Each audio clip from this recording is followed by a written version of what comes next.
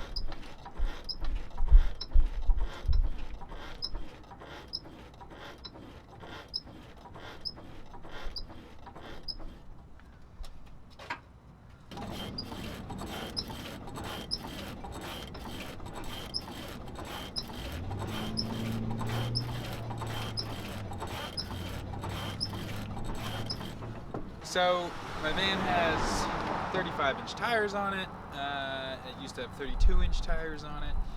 I do a lot of mixed driving. It's a ton of crushing pavement miles, and it's also, a reasonably high amount of driving on really, really bumpy, rutted, rocky, muddy, dirt side roads to find sweet campsites. And it is both of those. It has, the front end has seen both of those since I installed it.